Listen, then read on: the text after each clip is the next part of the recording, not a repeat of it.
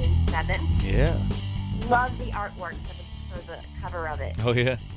How did you come up with the title for the album? Well, it's I took one of the names of the songs off of the album to make the title, and you know, the song itself and then the title of the album actually don't really have anything in common. There's I just wanted whatever it was to say something as opposed to just being a title. And I guess never regret means to me that you know, I've made some big decisions in my life, whether it be moving to Nashville and getting married, and me and my wife deciding that we're wanting to start a family, and even signing a record deal with Bigger Picture. And it just seems like all of those decisions are ones that I'm extremely happy with, and that I'll never regret any of it. And that's just how I've lived my life, and I feel like everybody should do the same. Now, you got some help from your family on 2 of your songs on the new album. One was with your wife, and your other one has your daughter, Preslee, opening one of your songs. Yeah, she's a sport. What made you want to get the family involved in this album?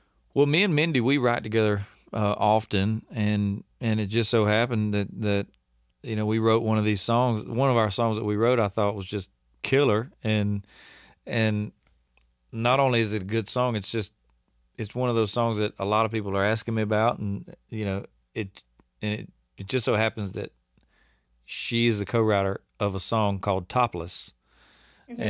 and there's not a better song for her to be on. You know, we wrote that song. Blair Daly actually had that idea, and we were sitting there, we were writing it, and then when we got done, she's like, you know, I think whenever you do this song live, there's probably going to be a bunch of girls throwing their bras up on stage. And I said, well, you know, if that is the case, then you can't get mad because you wrote the song.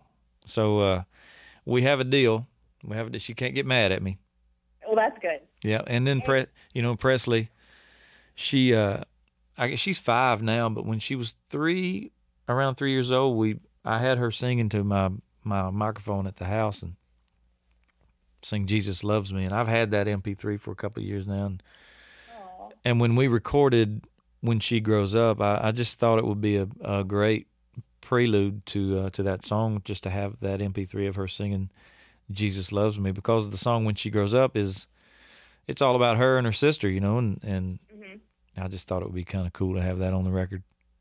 Well, that'll be great when she gets older to have something like that to hold on to also. I hope so. I hope that's at the end of the day, that's all I want. I just want my family to be proud of me and be proud of themselves.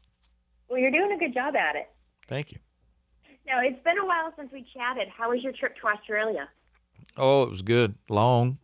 You know, it takes a while to get over there and get back, but I'm developing a really, really good fan base over in Australia, and each time I go back, I've been twice now, and each time this last time was better than the first, and it's fun. They love country music, and the only thing different is they have an accent, and they ride on the wrong side of the road. Well, you have an accent too. No, that's what they tell me. It's like, oh, too bad. You know, they said probably a good thing you're married, because these girls love the American accent. I said, I don't have an accent. You. But now, you co-wrote 6 out of the 12 songs on the new album. Mm-hmm. Which song off the album can you relate to the most? Out of the ones I wrote? Yeah.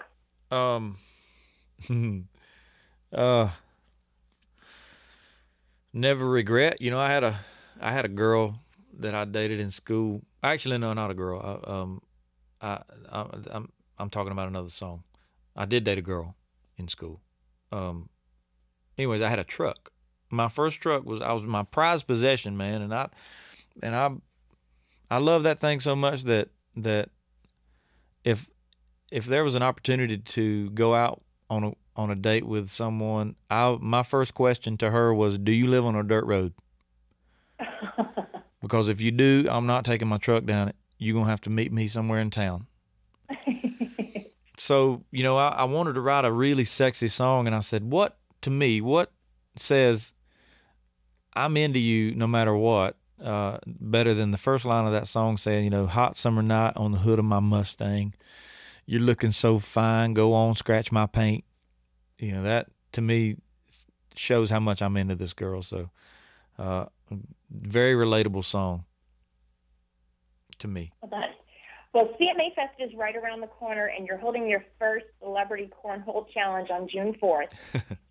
Can you tell us a little bit about that and what fans can expect when they attend? Well, the first annual Craig Campbell Celebrity Cornhole Challenge is June the 4th at the courthouse lawn in downtown Nashville. And, you know, I just wanted to do something really cool for TJ Martell and what they do for cancer research, and more specifically colon cancer and the awareness of it all. And you know, a lot of people have golf tournaments. A lot of people have the fishing tournaments and the archery and the clay disc shoots and all that. I just wanted to do something that was a lot of fun that anybody can do. You don't really have to have a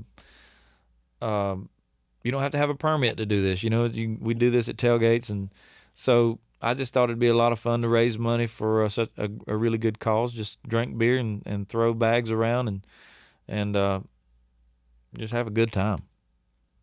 Now, when are tickets for that going to go on sale? Do you know, or are they already? I'm not sure when the tickets are going to be on sale, but they are. They are on sale right now. Okay. I knew that. I knew that because people are tweeting about it. So yeah, you can get tickets now, and it's going to be fun. We got several artists. We got Jared Neiman, Gloriana, The Farm, Love and Theft, Low Cash Cowboys, Whitney Duncan, got Rob Baronis from the Titans, Rachel Bradshaw, who is on our label and also is Terry Bradshaw's daughter. We're trying to get some more people. Bridget Tatum, Tiffany, the rock star Tiffany, she's in it. Yep. So it's gonna be really fun. We're actually going to take some of the artists that don't have partners, and we're going to auction them off as partners. Fun. Before the tournament starts, so that see how much. I just think it'd be a cool idea to raise money. Now, what is your favorite place to eat when you're out on the road? Consistently, you know, we always like to do local, whatever's local. But I love Carrabba's. I love Cracker Barrel. Oh, I love Cracker Barrel. Yeah. Because you can go Cracker Barrel from coast to coast, and they always have really good sweet tea. Mm-hmm. Yep. I haven't been a fan of sweet tea since I moved down south. I got to get in that niche. Well, it's one of those things. I had it in my bottle as a baby, so. Now, what's one song that you've heard on the radio that you wish that you had the opportunity to record? Oh, hands down, I'll Drive Your Truck, Lee Brice. Yeah. And have you ever been starstruck? I have. One night I was walking down the alley between the Ryman and the back door of the stage, and Merle Haggard got out of a car to walk onto his bus, and it just so happened I was literally 6 feet away from him, and I was like, "Oh Lord, this is Merle Haggard," you know. But that was a moment.